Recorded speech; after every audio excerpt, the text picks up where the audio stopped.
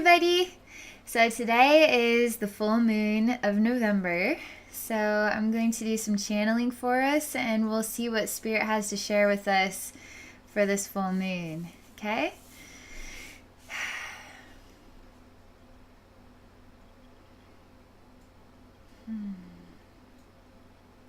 So it's getting cooler. I'm in a space where I experience the sensation of it's getting cooler, and then there's a little bit of smokiness that's kind of slithering up the scene. It's coming from something warm that I'm holding in my hands. It's cozy. This is sort of steamy. It also reminds me of like a peace pipe, some sort of smoky, because it's really, you can see it very clearly. It reminds me of sort of being taken away by the thoughts and going into deeper thoughts about things.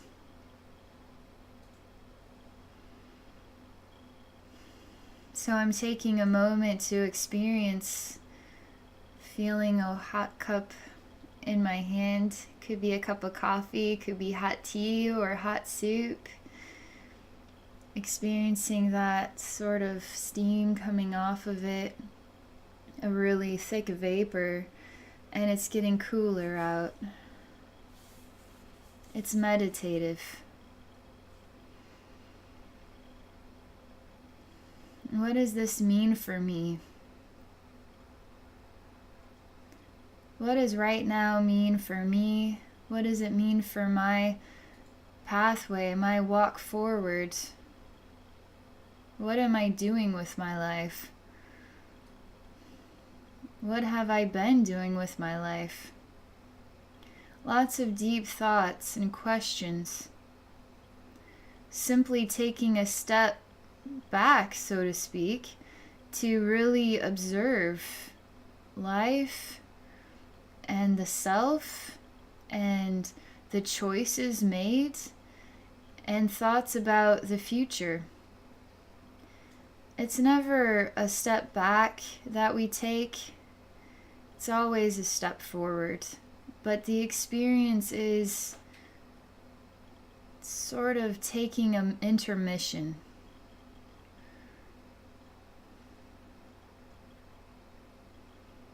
I'm sitting on a couch in a living room.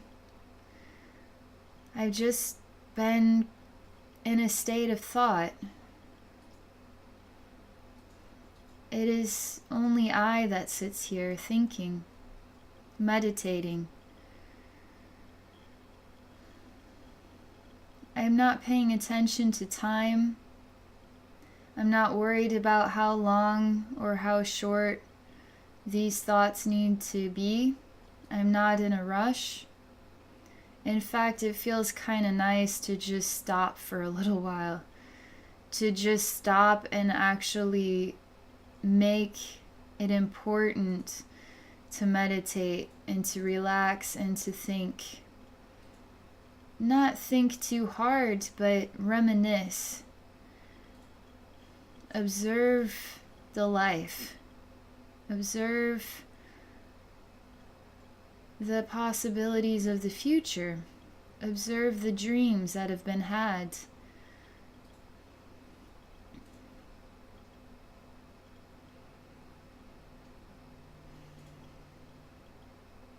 I see this woman is turning into gold and she stands up. She feels kind of irritated.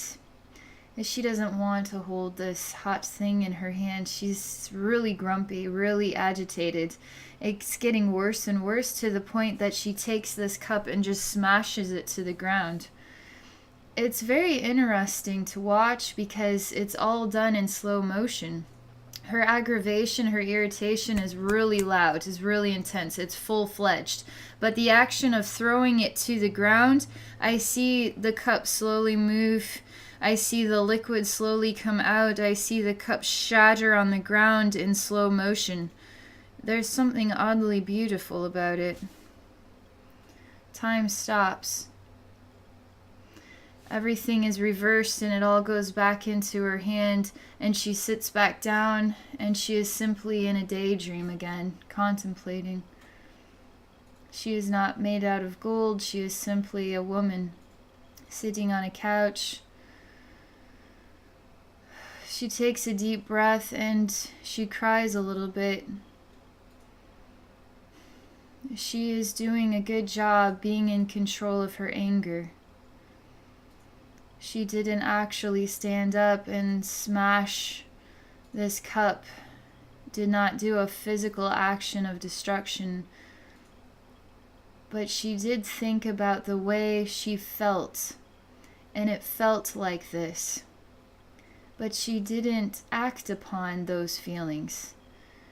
She overcame them because she is strong inside, she is strong in her heart, and she knows who she is. She is not an angry person. She is not an irate person. She does not act out of line. She would not do something like that. She thinks about the idea of her having lost control and actually doing this small act of rage, how she would now be taking the time to wipe up this liquid and picking up all the shattered pieces, and how annoying that would be. It might take a half hour or maybe even an hour of her time, and she would wonder if she had found all of those glass pieces. And maybe she might step on one someday when she was having a good day, and then she would remember that moment when she lost control, now is stuck in her foot. She starts to cry again, and she wonders why she can't just have a moment where she could walk into a glass room and break everything. I swear I would feel better if I could just let it all out. If I could just throw this on the ground, if I could just kick this vase over, if I could just punch my fist through the wall. She feels this upset inside of herself. She feels this out of control, a loss for power over something in her life that makes her feel this way. She really is a good person. She has a very good heart, but she feels a lot. She feels very upset inside over something she cannot control in her own life. Is she wants to be bitter and she wants to find somebody to blame. She again goes back to the scene where she smashes this cup against the ground and then reverses it, and she does it over and over and over and over and over again, reliving in the same moment where she lost control and it felt good. But then the reality is you can't lose control. You have to be in control, so what is she to do? What is the answer for her?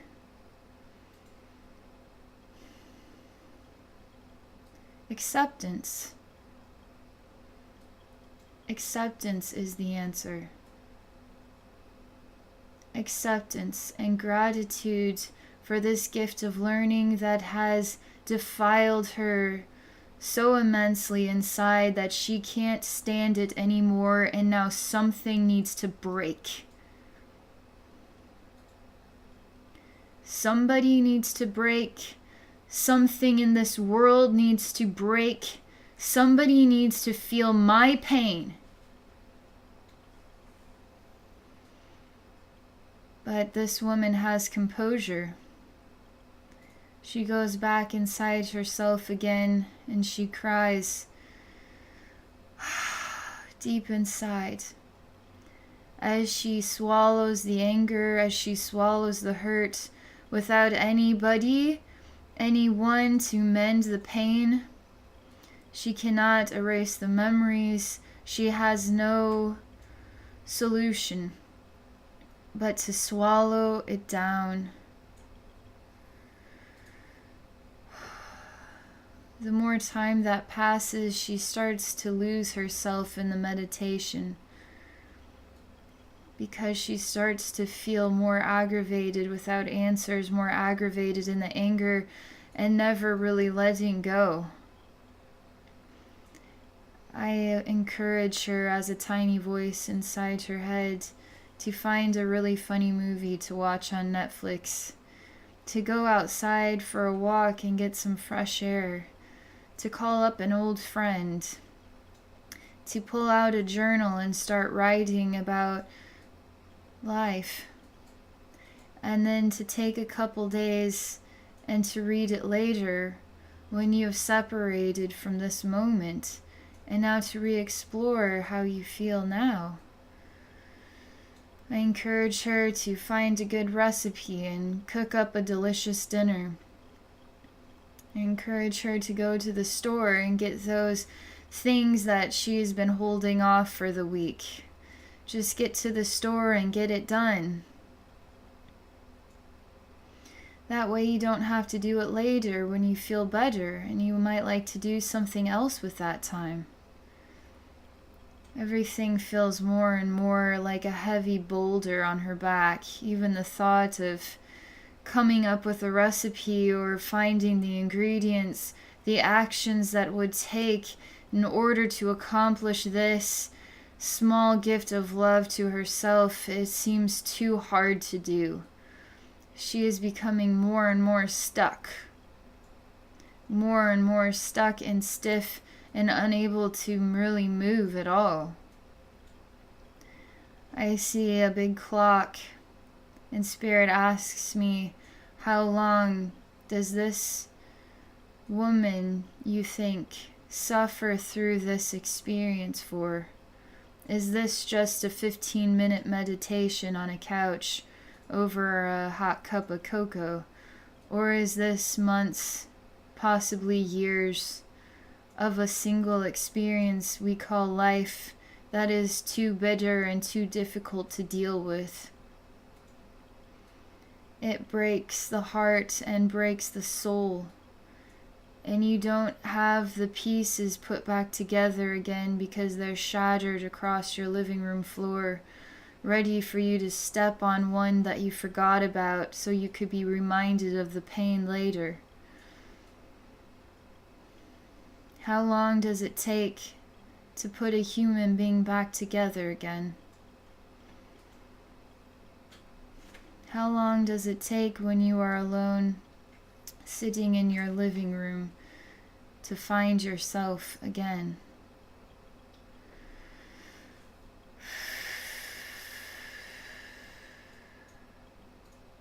There's a long pause.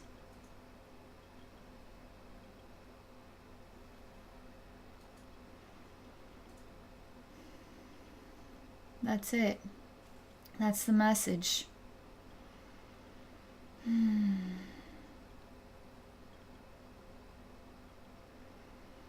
just taking a moment to disconnect. That was really intense. I think the question is, what are we to make of these messages? What are we to make of the human sorrow that keeps echoing through these channelings? What are we to make of the bigger picture of what needs to happen here in order to truly heal ourselves and heal others? To really start caring about this world? To become active in our own lives, actively choosing gifts of love for ourselves in order to manifest joy? How do we conquer that feeling of heaviness when it weighs us down so much that we can't simply turn Netflix on and find a happy movie? We feel bitter. We feel a need to make a call and complain more than we would make a call to ask a friend if they are okay today. Why are these messages continuing to come up? I know this world is full of people that are happy and full of joy, but I also know this world is still very lost and confused, and people don't know what to do. The world is changing. It's a good thing. But you have to stay focused on what matters. And its acceptance matters. Gratitude for anything and everything that falls into your lap, no matter what it looks like. No matter how ugly it is, no matter how ashamed it makes you feel, no matter how stupid or embarrassed, no matter how it destroys your life, you have to choose gratitude, because that is the vulnerability your soul came here to work on. Not to get mad at, not to be broken by it, not to swirl down the drain and die and go away forever, but to find strength within, to overcome, and now to become a teacher and teaching other people how to empower themselves and to overcome those things too. What is one thing inside yourself that makes you a teacher? We all have something that we have been through in this thing called life that would make us a teacher. Some of us have somehow managed to overcome abusive parents. Some of us have managed to overcome depression. Some of us have managed to overcome pornography addiction. Some of us have managed to overcome our terrible cooking abilities, and now we're a master chef. By some miracle we did it through perseverance. Some of us have managed to become extraordinary health gurus. We're all teachers, one way or another. How did you do it? How did you overcome your life, your humanistic experience? How did you overcome that thing, that boulder, that challenge? How did you do it?